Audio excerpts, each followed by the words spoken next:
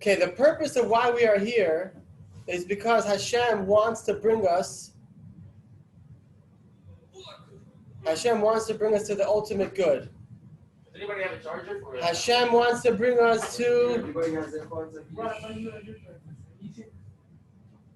the ultimate good. That's the idea. The idea is that Hashem wants to get us to the ultimate good. You wouldn't notice, right? Eventually, the goal is Yours is like a Gucci tatted out, and his is like a innocent white Jew boy. to get us to Olam Haba. That's the idea. Hashem made the world in order for us to get to Olam Haba. That's the idea. Hashem wants to give us the greatest possible good that is imaginable. You understand? Well, let's get that. Just say it one more time, okay? Hashem wants to give us the greatest possible good that's imaginable. In order to get the greatest possible good that's imaginable, there has to be a proper preparation for it. You know what preparation for it means? That means that if you want to eat a meal, you have to prepare the meal first.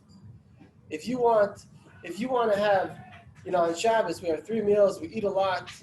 So if you spend the entire Friday afternoon preparing, you start preparing from the morning until the night preparing for your meal, you're going to have a good meal. If you don't prepare for the meal, it's not going to taste good. Now we here on this world, we're preparing for the next world, the world to come. Now Hashem has a mission. Hashem has a mission for mankind in general, and for each person in particular. The way a person perfects his own actions, and the way the world perfects itself with their actions as a whole. He says like this, it's in the sefer Derech Hashem. First he starts off with mankind in general.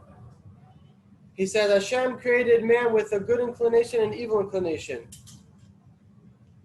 The fact that some actions of a person or some people, the fact that some people are going to do evil, that possibility can't be prevented. If Hashem created a Yetzer Hara and a Yetzer Tov, and Hashem gave the choice to choose either good or bad, then the fact that some people are going to choose to do the wrong thing, you can't prevent that. A person has free will. And, that's not to say that it's impossible for a person to be completely good or impossible for entire mankind to be completely good. It is possible. But the likelihood is that if you have a system of free choice, then there are some people who are going to choose the negative. Even if we hope that most people are going to make the right choices, inevitably some people are going to make the wrong choices. And at the end, the people who make the wrong choices, at the end of everything, some people, the people who are evil to such a degree that they can't be fixed, those people are cast aside. Why is this? Because in Olam Haba is a place for perfected people, for beings that perfected themselves. And this is it's a place where it's only for perfection. Now we're going to see how the perfection is achieved, because if man has free choice and there's a battle on a constant basis, so sometimes that person loses the battle. But so we're going to see that there's going to be a way for a person to make, in general, most of the decisions good and maybe some bad. So then he can't be cast aside. So we have to have a system for him too. But in general, right? If you're doing good, you're going to end up in Gan Eden in a good place. But to the other side also is that if there's free choice and there's free will, and you could do pretty much what you want. Obviously, you're compelled to choose a certain direction, but it's inevitable that some people are just not going to make it because of this system. Okay. So that's mankind as a whole. Let's talk about the individual. Right? He says the freedom of choice. We have the possibility. Some actions of a person some actions of a person might be good and some actions of a person might be bad. Even in a single individual, it's very possible that a person can do everything good. It's very possible he can do everything good. And it's also possible he could do everything bad. And the problem is that when there's a mixture of good and bad in a person, so then the way Hashem operates is, Hashem operates in a perfect way, which means all good, I mean this is inherently logical, right? All good has to be paid back. And all bad has to be paid back also. And even the smallest things, by the letter of the law, Hashem doesn't just discount anything a person does. Everything is taken into account. That means every little good deed that you do is taken into account. Right. Yeah. All right. Let's say you're like a very well-known person, right? And you're always like chilling with girls and stuff, right? But you do mitzvot, like you wear kippah, you put on tefillin every day, you do all those things, right? All those things that you know, you fuck girls. Yeah, you fuck girls. Wait, I want to get. Let me. Why would I go to hell? Wait, so listen. So I'm better than the other Jew. No, that's the purpose of this class. That's what I want to explain. Let me get through what I have to say, then we'll discuss afterwards. But I want you to listen very carefully to every detail, okay? He says, and this is logical. Right? Hashem is a perfect being, right? So now, and Hashem operates his system in a very truthful way. That means that every good deed has to be paid, and every bad deed has to be paid too. Wait. Let me spell out the whole thing, and then you'll tell me, ask me questions afterwards, okay? This is very important. So he says like this. So there has to be, Hashem decided that there has to be a place, a specific place for reward, and there has to be a specific place for punishment, and they're in two separate places. And it's going to be, and the overall payment for a person's deeds is based on majority and minority. And the minority is going to be judged by itself in its place, meaning that there's going to be the place for overall reward, and there's going to be the place for overall punishment, and then there's going to be the place for the smaller number, the minority, that has a separate place of payment also. And he explains, this is from the Derech Hashem. He explains, he says the true and primary compensations can be in the world to come, meaning for the overall actions of a person, whatever constitutes the majority of a person's actions, that's going to be paid back in the next world. That means that if you do good deeds, the primary place of payback for those good deeds is in the next world, Olam Haba. And that's going to be, if you're doing good deeds, it's connection to Hashem forever. So understand, it's a very positive thing. And the person's overall actions, if they're bad, so then he's going to be punished in the next world. If it's overall bad, then he's going to be, he'll perish forever, for eternity. That's the worst kind of punishment. Oh, and doesn't every Jew go to heaven? Not everyone. But that's not. Let's talk about it in a second. Let me just get through this, okay? Because I want to give you the overall system. I don't want to lose the basic system. We'll get particular questions in a second. So now he says like this. So that's the majority for Olam Haba, Gan Eden. If you do overall good, so then the overall payment is in the next world. And you do bad, the majority of your actions are bad. The overall payment is also in the next world for Gehenna. Okay. Now, what about the minority? What about if a person's overall good? Most of his actions are good, but some of them are bad. Or let's say your overall, most of a person's actions are bad, and some of them are good. So he explains that for the minority of a person's actions, the payback for that comes in this world. That means, let's say you have a really wicked person. Overall, his actions are bad, but there are some actions that are good. So he's gonna get payment for those good actions in this world. He's gonna be rich. He's gonna have He's going to have prosperity. He's going to be successful. What about the tzaddikim, the righteous people? Overall, their actions are good. Overall, their actions, they've done a lot of mitzvahs in their life. They learned a lot of Torah, but they have some actions that are bad. So for those few actions that are bad, they get payback in this world. So that means that they might have less money, they might have misfortunes. These things are going to be more readily coming to the tzaddikim. These are general rules. They're going to go through a life of suffering sometimes, depending on how much evil they have to get paid back for. And so even though overall he's good, but Hashem wants to try and make so that the tzaddik, he doesn't have to spend his time in the next world having to pay back for his actions. So the temporary suffering that he has in this world, it's going to come out that the overall righteous person, by the time he gets to Olam Haba, he's not going to have to suffer at all. Are you listening? Yeah. And for the Rishayim, right, they're in a very bad way.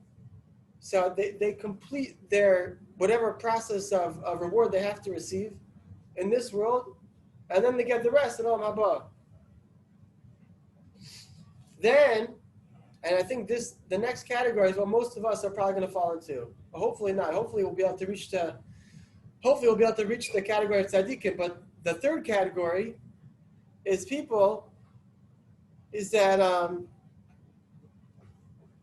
let's say a person, he did a lot of bad things, but it's not so bad that Hashem makes the decision to punish him forever.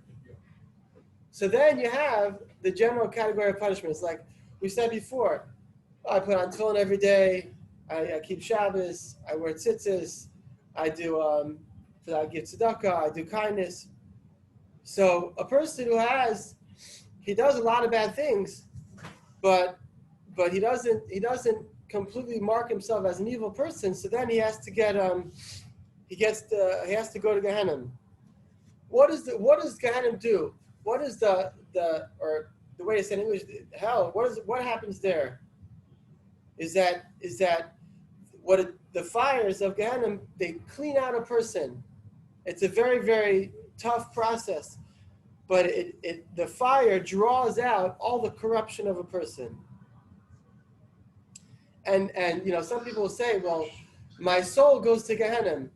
What happens is, he says here that since the soul is clothed in the body, this is very important to know. The soul is clothed in the body. And when the way a person behaves in this world, I hope everyone's listening very carefully. The way a person behaves in this world is that the action that you do with your physical body, they leave marks on the soul.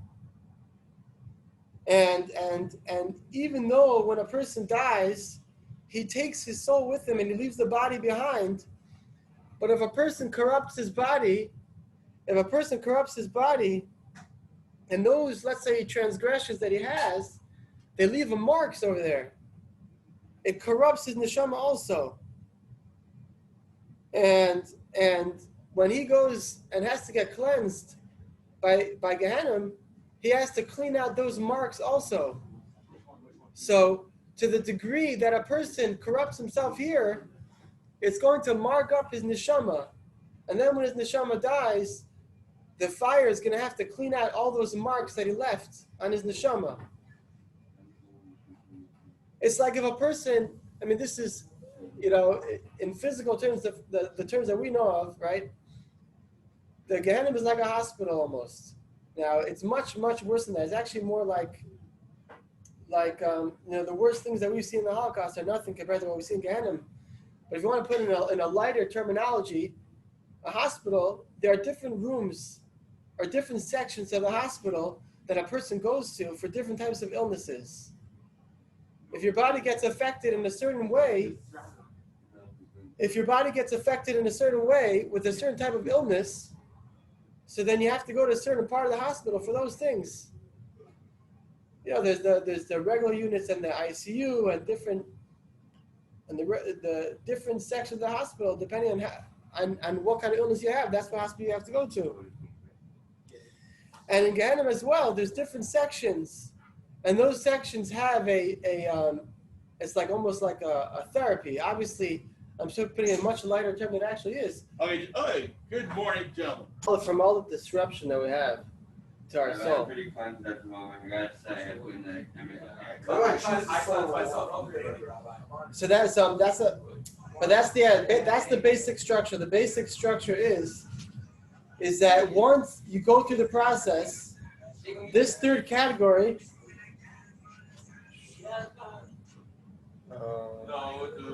And the purpose of going through this is that once we get through this process of going through Gan Eden, we get cleaned out, purified. You can only go into Gan Eden once you're purified. And you cleanse yourself. So if you have a lot of marks on your soul, you can ask questions that. If you have a lot of marks on your soul, then it'll take more to cleanse. Alright, so let's say you're in a crowd, you're like a part of a crowd, right? Like not everybody's like extremely religious, not everybody's religious at all, you know. And you're that one guy that's like somewhat religious. Like you say Shabbat, you eat kosher, you put on TV, all the basics. Okay. Right?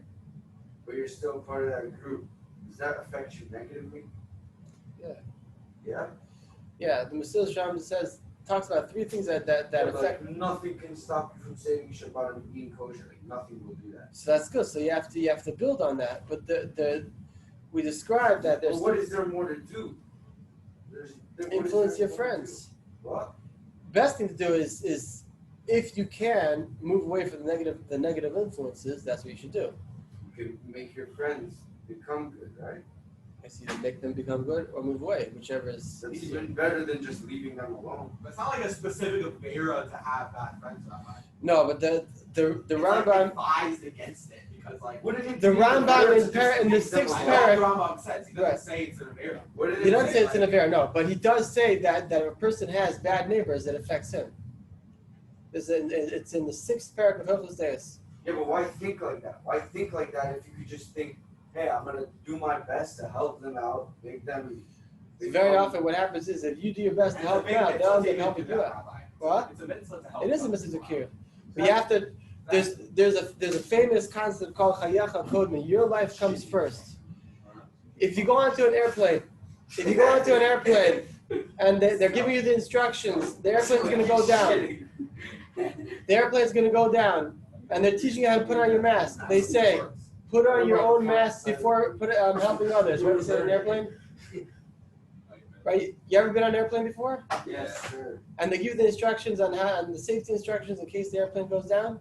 They say, put on your own mask before helping others. Your life comes first. You have to make sure that you're in a good place. You're already taken care of. You're saving Shabbat. You're doing all these things.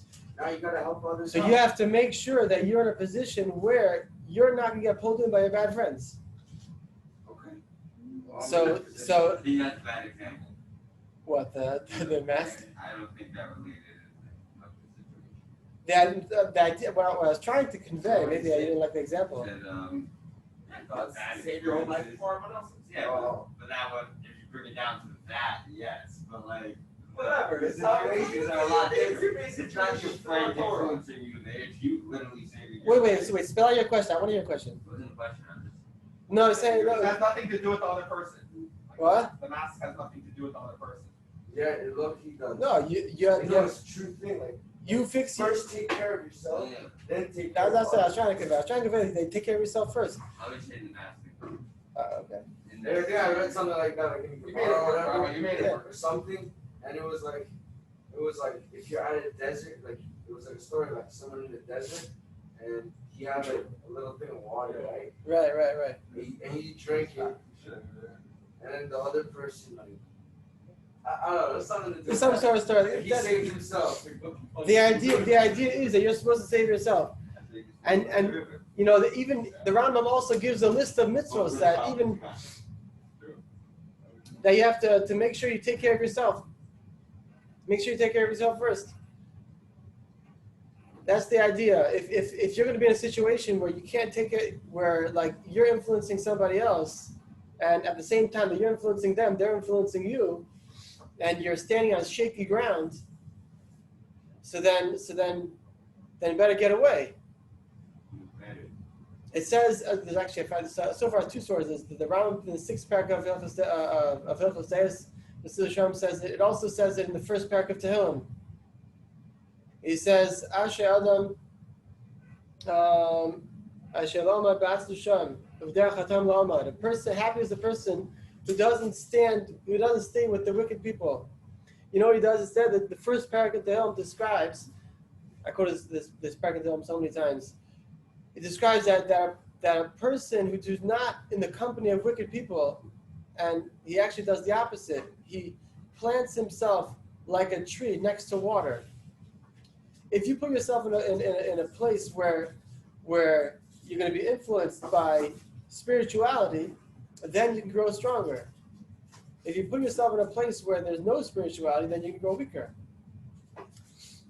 And this is what you have to understand is that with the way you act and behave, it's going to leave marks. Now, it happens to be that sometimes a person does put himself in a vulnerable position, right? Like Avraham Avinu puts himself in a vulnerable position, or Moshe Rabbeinu. Just even in general doing kiyyur, you're always putting yourself in a vulnerable position because if you're in contact with people who are less religious than you and don't know as much, and you're unsure of your own faith, then you can get influenced. That's why, as much as you can, you have to solidify yourself first. If you're on really, really solid ground, then you can start influencing other people. And sometimes influencing other people can be you can put yourself in a vulnerable position. But if you have a solid foundation, then putting yourself in a somewhat vulnerable position could actually be commendable if you do it in the right way. Right? That's the goal. The goal is to solidify yourself as much as you can.